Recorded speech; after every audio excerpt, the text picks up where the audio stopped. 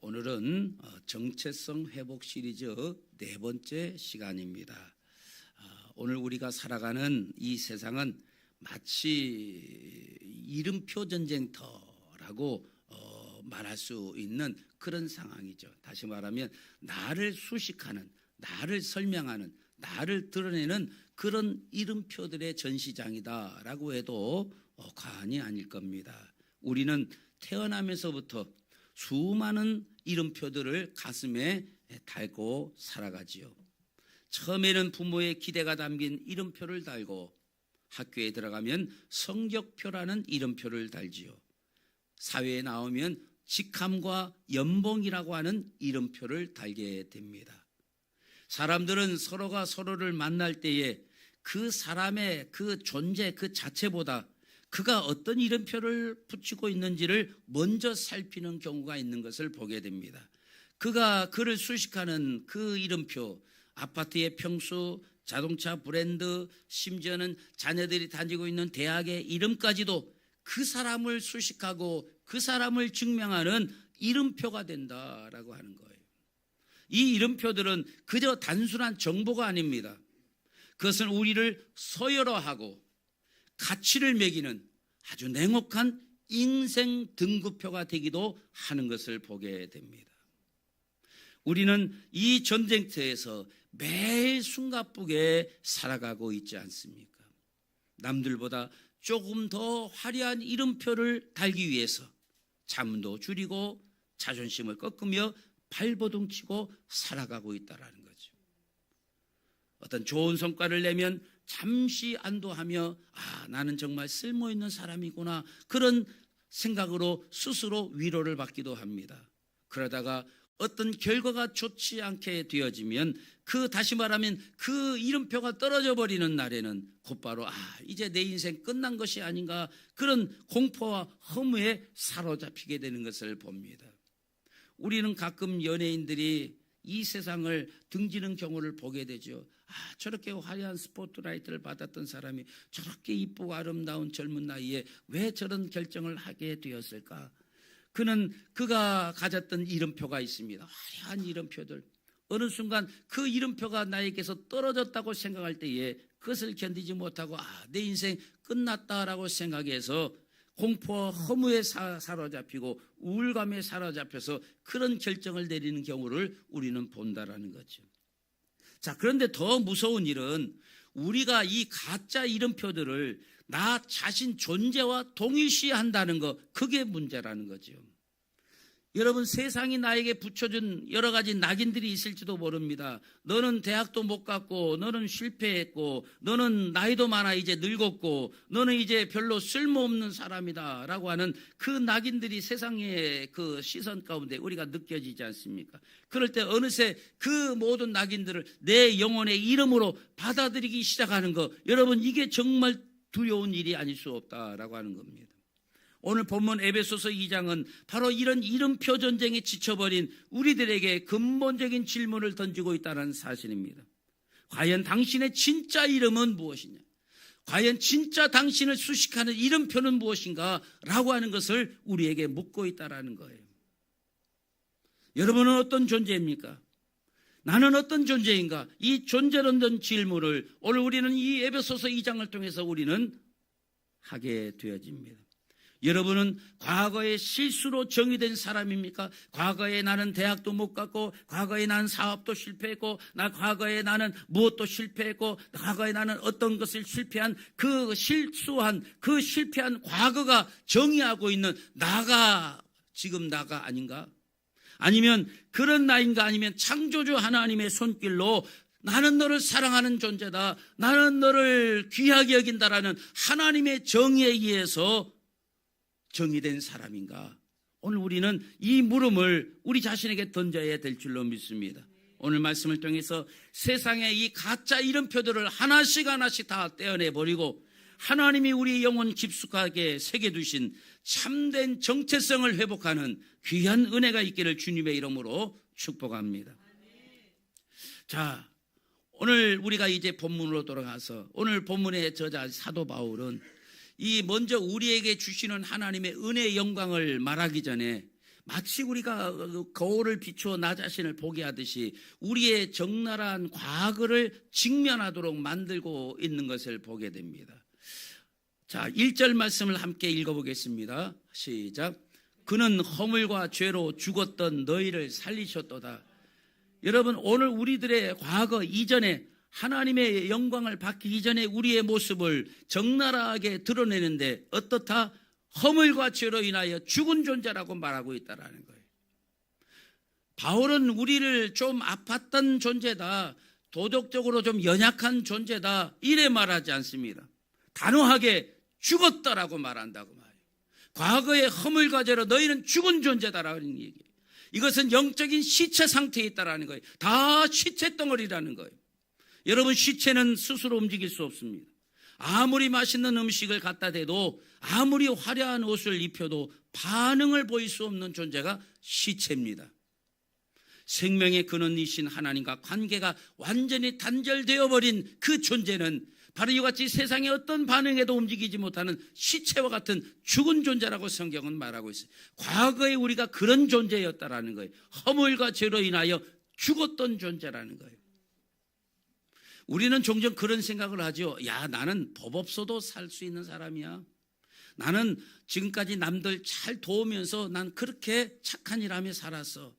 그러나 성경이 말하는 죽음은 우리에게 이 도덕 점수를 말하고 있는 게 아니에요. 윤리 점수를 말하고 있는 것이 아니라고 말입니다. 하나님과의 끊어진 관계의 결핍을 말하고 있다는 거예요. 하나님과 관계가 끊어지면 그것은 죽음이라는 사실을 기억하시길 바랍니다. 여러분, 꽃병에 꽂힌 꽃을 보십시오. 겉보기에는 화려하고 살아있는 것 같지요. 그러나 여러분, 뿌리가 잘려나간 순간 그 꽃은 이미 죽은 거예요. 하나님이라는 뿌리에서 잘려나간 채 세상의 박수, 자기 만족이라는 이 물병 속에 담겨 잠시 빛나고 있는 상태일 뿐이지, 성경은 그와 같은 존재를 뭐라고 말하느냐? 죽었다라고 말하는 거예요. 죽음이라고 얘기한다고 말이에요. 오늘 본문 2절, 3절을 우리 함께 봅니다. 그때에 너희는 그 가운데서 행하여 이 세상 풍조를 따르고 공중의 권세 잡은 자를 따랐으니 곧 지금 불순종의 아들들 가운데서 역사하는 영이라. 전에는 우리도 다 그 가운데서 우리 육체의 욕심을 따라 지내며 육체와 마음에 원하는 것을 하여 다른 이들과 같이 본질상 진노의 자녀이었더니라고 말합니다.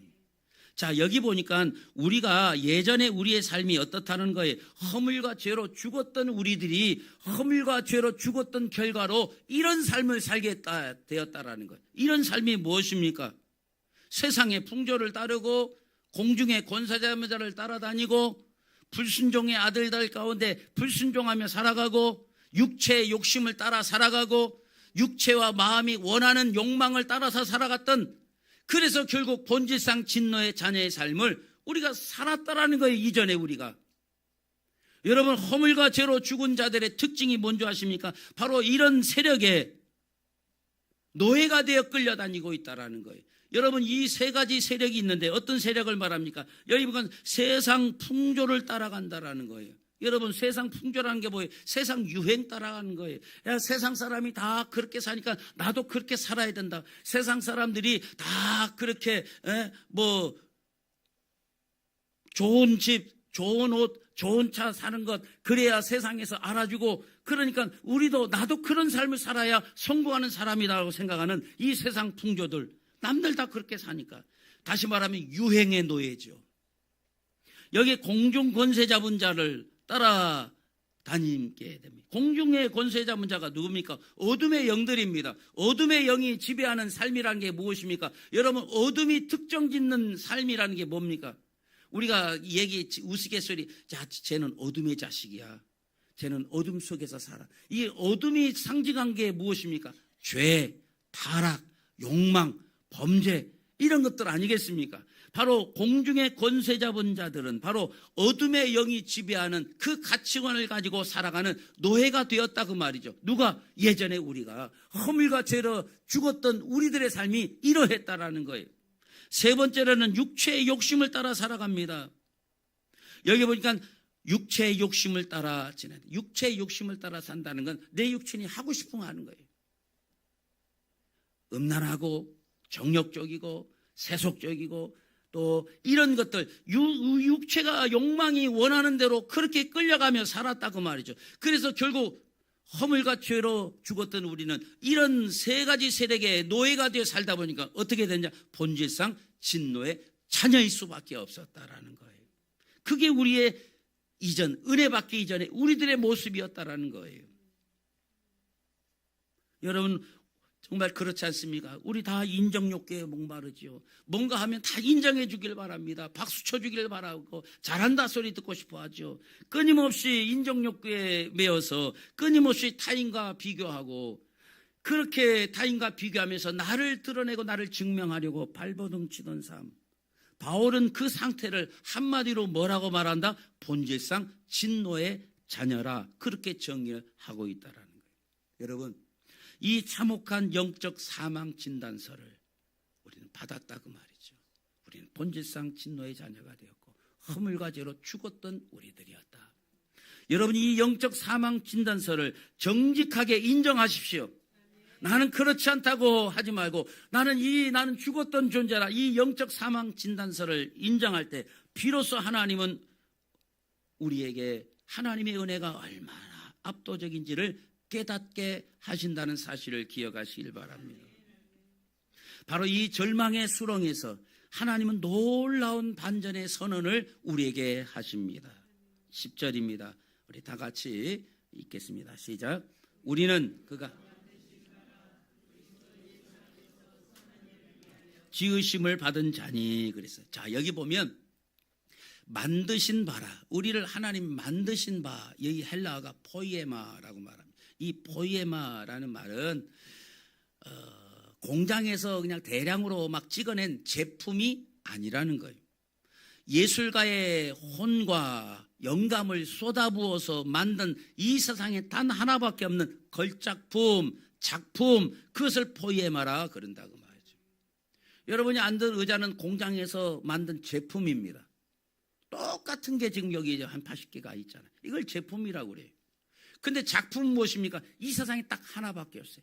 작가가 자기의 혼과 영감을 다 풀어넣어서 시를 짓기도 하고 조각을 만들기도 하고 그림을 그리기도 하고 그래야 한다고 말이죠. 우리는 그것을 포이에마라고 하는 거예요. 걸작품, 작품이라고 말합니다.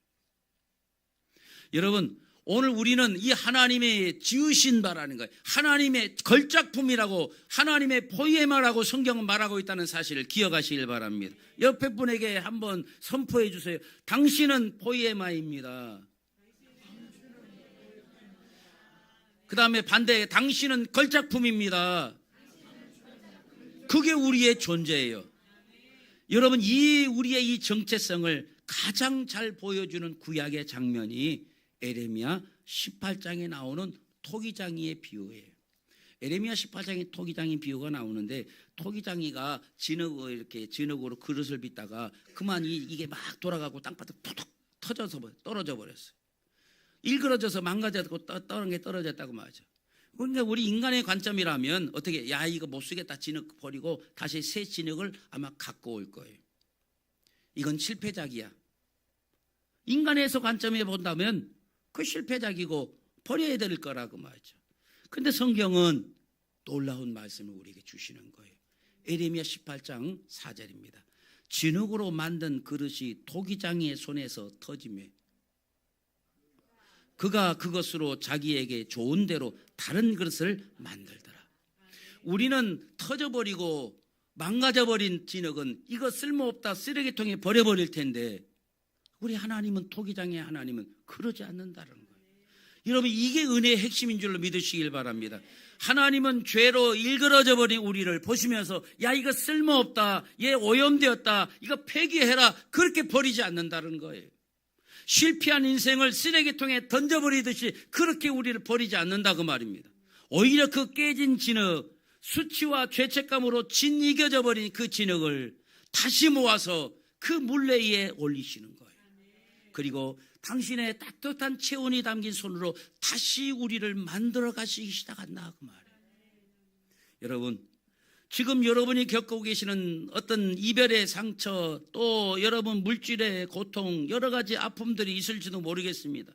그리고 그 스스로 생각할 때에 그 여러분이 겪었던 그 실패의 흔적들, 여러분 우리가 이 실패의 흔적은 하나님이 나를 포기한 증거가 아닐까, 그런 생각이 들지도 모르겠습니다. 그러나 여러분, 그렇지 않습니다. 하나님은 아직도 당신의 그 물레 위에 여러분을 올려놓고 있다는 사실을 기억하시길 바랍니다. 그 손길 아래에 있다는 가장 확실한 증거가 바로 여러분이 상처와 아픔이 하나님의 사랑에, 여러분이 하나님이 사랑으로 여러분을 만지고 있다는 증거인 것을 기억하시길 바랍니다. 여러분은 끝난 인생이 아닌 거예요. 하나님은, 하나님이라고 하는 이 위대한 예술가의 손에 여러분 다시 빚어지고 만들어지고 있는 중이라는 사실을 여러분 기억하시길 바랍니다. 다시 말하면 여러분은 제작 중인 걸작품임을 믿으시기를 주님의 이름으로 축원합니다.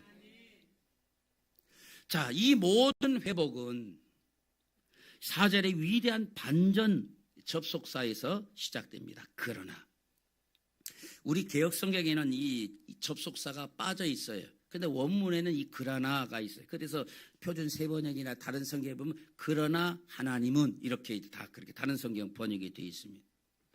자, 성경에서 가장 위대한 변화는 인간의 결단이나 노력이 아니라 언제나 하나님이 개입하시는 데서부터 시작된다는 사실 기억하시길 바랍니다. 그러니까 아까 1절에서 여기 3절까지 허물과 죄로 죽었던 우리들, 그래서 허물과 죄로 죽었던 우리의 특징이 바로 이 세 가지 세력, 세상의 이 세력에 의해서 욕망에 따라서 그렇게 살아서 본질상 진노의 자녀가 될 수밖에 없는 그런 존재였다고 말이죠.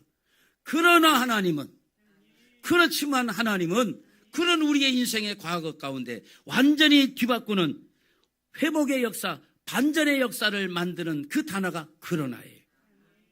그렇지만 우리가 이렇게 본질상 진노의 자녀로 그런 삶을 사는 그런 쓰레기같이 망가져버린 진흙같이 뭉개져버린 진흙 같은 그런 존재였지만, 그러나 하나님은, 여러분 우리는 죄와 허물로 죽었습니다.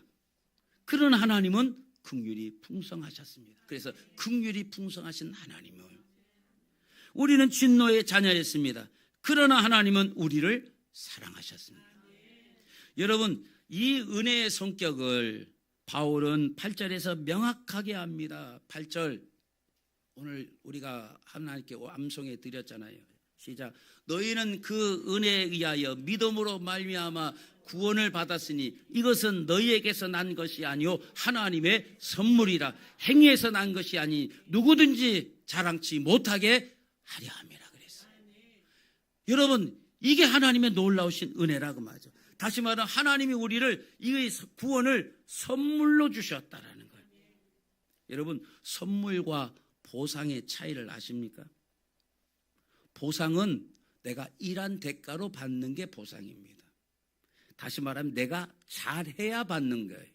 그런데 선물은 주는 사람의 일방적인 호의입니다. 그 사람이 받는 사람이 자격이 있느냐 없느냐, 이거는 선물에는 고려 대상이 아닌 거예요. 여러분, 누가복음 15장의 탕자를 보십시오.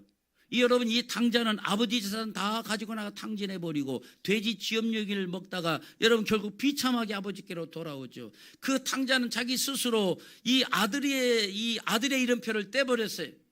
그리고 품꾼의 하나로 그 자신을 수식하는 이름표를 바꿔 달았습니다. 나는 이제 아들이 아니라 종이야. 그래서 자기를 수식하는 이름표를, 아들이라는 이름표를 떼고 종이라는 이름표를 떼고 붙이고 돌아옵니다. 그런데 여러분 보세요. 아버지는 아들의 과거를 묻지 않습니다. 야, 이 자식아, 너 아버지 돈 갖고 와서 너 어디다 다 썼어? 임마, 뭐 하고 다닌 거야 너? 그렇게 묻지 않았다고 말해요. 아들이 들고 온 이 실패라고 하는 이름표를 아버지는 보지 않아요. 대신 아들의 목을 안고 입을 맞추고 제일 좋은 옷을 입으며 가슴에 다시 사랑하는 아들의 이름표를 달아주신다 그 말이에요. 너는 여전히 내 아들이다. 여러분, 은혜는 거래가 아닌 거예요. 아버지가 자녀에게 준 일방적인 사랑의 선포임을 믿으시길 바랍니다. 내가 무엇을 했기 때문에 그 대가로 내가 구원을 받는 것이 아니라 구원은 하나님의 선물로 하나님의 사랑으로 일방적으로 주어진 선물인 것을 기억하시길 바랍니다. 여러분, 우리가 그렇다면 이 놀라운 은혜가 우리에게 주어졌는데 이 은혜를 왜 우리가 누리지 못하느냐? 왜 이 은혜 속에서 우리가 자유함을 얻고 살지를 못하느냐? 그 이유가 자꾸 우리는 행위로 자신을 평가하려고 한다고 말이죠. 아이고, 내가 과거에 이렇게 했고 내가 뭘 했고 내가 우리의 행위로 자꾸 나를 평가하려고 하기 때문에 하나님이 나에게 주신 은혜를 누리지 못하고 자유함을 누리지 못한다고 말이죠. 여러분, 예수님의 제자 베드로가 바로 그 함정에 빠진 것 아닙니까? 전에도 말씀드렸지만 이 베드로는 자신의 열심, 자신의 충성심을 믿었어요. 그는 확신했어요. 나는 이 열심과 충성심 하나만큼은 내가 둘째가라면 서럽다. 그 확신했다고 말이죠. 그래서 그가 그 확신을 예수님께 말하잖아요. 다 주를 버릴지라도 나는 주를 버리지 않겠나이다. 이 거짓말 아닌 거예요. 그건 나는 그렇게 할 수 있을 거라고 믿었어요. 내 열심이면, 내 충성심이라면 당연히 주님을 버리지 않고 주님과 함께 죽음의 자리까지 갈 수 있는 의리의 사나이라는 사실을 본인은 확신했을 거라고 믿었다고 말이죠. 근데 어떻습니까? 이게 바로 베드로가 가지고 있는 나의 의로움, 이 이름표를 달고 살았던 베드로의 모습이었다라는 거죠. 그런데 예수님을 어떻게 합니까? 3번씩이나 부인하죠. 처참한 실패입니다. 그것도 칼 앞에서 부인한 것도 아니고 대집 여종 앞에서 3번이나 부인한 처참한 자기의 모습을 봅니다. 그가 공들여 만들었던 자기 정체성, 나는 열심과 충성심 하나만큼은 최고다라는 이 자기가 만들었던 이 정체성이 산산이 부서지는 현장을 그가 스스로가 목격합니다. 그러나 아마 굉장히 수치스러웠을 거예요. 내 열심과 내 충성심이라면 주님 버리지 않고 함께 주님과 죽을 수도 있었는데 그런 마음이었는데 여종에게 여종 앞에 3번이나 부인한 내가 얼마나 수치스럽고 부끄러운지 그 수치심에 짓눌려버린 베드로는 다시 그물을 잡으러 생활로 돌아갑니다. 내가 어떻게 예수님 곁에서 제자 노릇 할 수 있느냐? 나는 그래 못 산다. 그래서 결국 고향으로 돌아가서 다시 고기 잡잖아요. 역시 나는 안 되는 놈이야. 나는 배신자야. 그는 스스로에게 배신자라는 이름표를 붙여버렸어요. 그런데 부활하신 주님은 그 실패 현장으로 베드로를 찾아오십니다. 주님은 베드로를 위해 숯불을 피워놓으셨고 조반을 차려놓으셨어요. 그리고 고기 잡고 돌아오는 베드로를 만나 조반을 먹어라 하고 그가 다 먹을 때까지 기다렸다가 이 베드로에게 너 왜 그때 그래서 또 나를 위해서 같이 죽어준다며 너 왜 그래서 주님 묻지 않았어요. 대신 단 하나만 물었어요. 내가 나를 사랑하느냐? 아직도 나를 사랑하고 있느냐라고 물으셨어요. 주님은 베드로의 실패 행위를 통해서 그의 존재를 확정짓지 않았다는 사실을 기억하시길 바랍니다. 네가 배신했기 때문에, 네가 나를 부인했기 때문에 너는 배신자야. 그의 행동으로, 행위로 그의 존재를 규정하지 않았다 그 말입니다. 대신 그 중심에 여전히 살아 숨쉬고 있는 주님을 향한 사랑을 확인하십니다. 사랑하느냐? 예, 내가 주님 사랑합니다. 그 사랑을 확인하신 다음에 다시 그에게 사명을 맡깁니다. 베드로는 그 사명을 맡을 자격이 없다고 생각해서 나 같은 놈이, 나 같은 실패자가 여종 앞에서도 그 예수님 부인해버린 나 같은 놈이 어떻게 사명의 자리에, 이 예수님의 제자의 자리에 있느냐? 난 창피해서 못하겠다. 난 배신자다. 그래서 떠났지만 예수님은 네가 나를 사랑하느냐? 그거 하나만 확인하면 된다. 다시 나와 관계를 맺을 수 있느냐? 그렇게 사랑합니다. 그거 확인한 다음에 또 다시 내 제자가 돼. 나의 양떼 맡겨줄게. 내 양떼를 치고 먹여라. 여러분 혹시 오늘 실패 자리에 머물러 있습니까? 여러분 가정의 실패, 사업의 실패, 인간관계의 실패의 자리에 머물러 있느냐 그 말이죠. 여러분 그 실패가 여러분의 이름이 아닌 것을 기억하시길 바랍니다. 나는 내 가정을 지키지 못해서 실패자다. 나는 이 사업을 이루지 못해서 나는 실패자다. 나는 사람과의 관계를 이루지 못해서 나는 실패자다. 여러분의 그 실패가 여러분의 이름이 아니라 그 말이에요. 그 이름의 이름표를 여러분에게 붙이지 마십시오.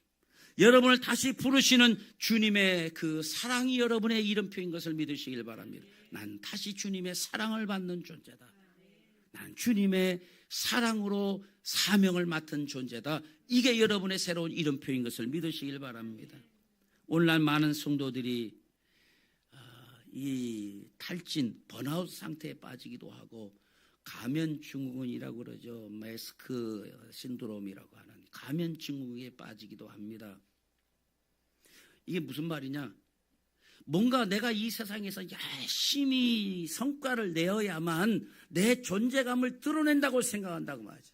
그래서 밤을 새워서 해서 뭔가 성과를 내기 위해서 열심히 노력한다고 말이죠. 그러다 보니까 번아웃이 오는 거예요. 탈진이 온다고 말이죠.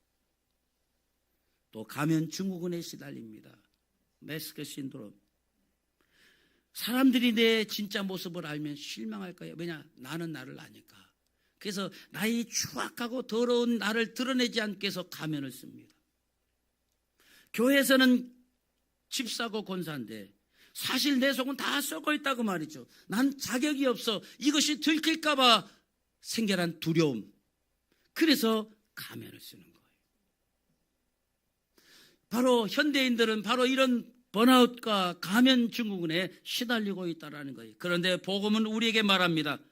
당신이 무엇을 하느냐로 정의되는 존재가 아니라고 말하다고 말해요. 누구에게 속했느냐로 정의되는 존재라고 말하고 있다는 사실을 기억하시길 바랍니다. 다시 말하면 여러분이 무엇을 하느냐, doing이 아니라 누구에게 소속되어 있느냐, being의 존재라고 말해요. 여러분, 하나님 우리가 무엇을 했기 때문이 아니라 내가 누구와 소속이 되어 있느냐, 내가 누구에게 소속되어 있느냐, 이게 바로 나를 정의하는 이것으로 정의되는 존재라는 사실을 기억하시길 바랍니다. 여러분이 오늘 행하는 봉사들, 헌금들, 선한 일들, 여러분 이것이 구원을 얻기 위해 바치는 뇌물이 아닌 거예요. 내가 이것을 바침으로 내가 사업이 잘 되고, 이것을 바침으로 내가 병도 좀 낫고, 이것을 바침으로 내가 구원을 이룬다. 그래 하나님께 드리는 뇌물이 아니라 그 말이에요. 나 같은 죄인 걸작품으로 빚어주신, 포이에마로 만들어주신 그 하나님의 은혜가 너무 압도적으로 크셔서 그 감격 때문에 자연스럽게 맺어지는 사랑의 열매로 나타나는 것들이라 그 말이에요. 여러분, 은혜를 정말로 경험한 사람은요, 더 이상 자신을 증명하려고 그렇게 애쓰며 살지 않습니다. 다른 사람의 평가에 일희일비하지 않는다 그 말이죠. 나를 만드신 하나님의 영광을 위해서, 나를 걸작품으로 포에마로 만들어주신 하나님을 위해서, 그분이 나에게 주신 그 독특한 그 시, 포엠, 시를 포엠이라고 그래요. 그 독특한 시를 완성해 나가는 기쁨으로 살아간다 그 말이에요. 이게 은혜를 진정으로 경험한 사람들입니다. 사랑하는 성도 여러분, 이제 말씀을 맺습니다. 오늘 하나님은 여러분에게 새로운 이름표를 건네십니다.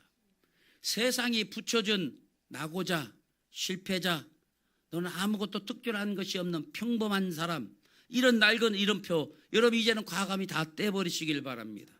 그리고 하나님이 예수 그리스도의 피값으로 사서 여러분의 가슴에 달아주신 그 이름표, 그 이름표를 확인하십시오. 그 이름표가 무엇입니까? 나는 하나님의 걸작품이다.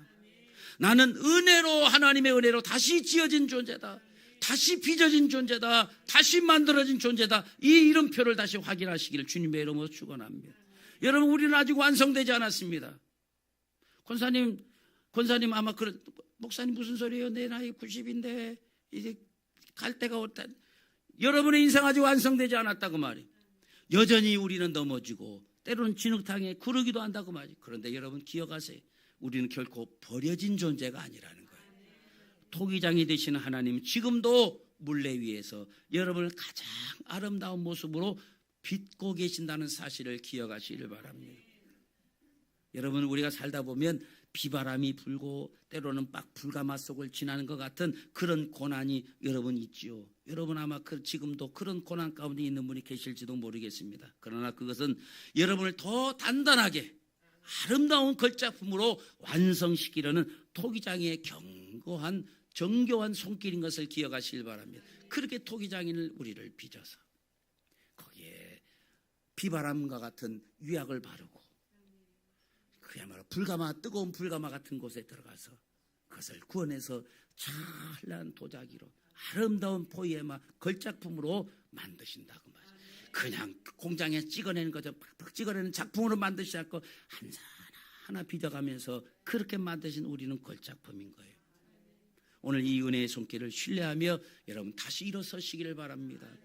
여러분이 이미 하나님의 영원한 사랑받는 하나님의 소중한 자녀라는 사실을 여러분 확신하시기를 주님의 이름으로 축원합니다.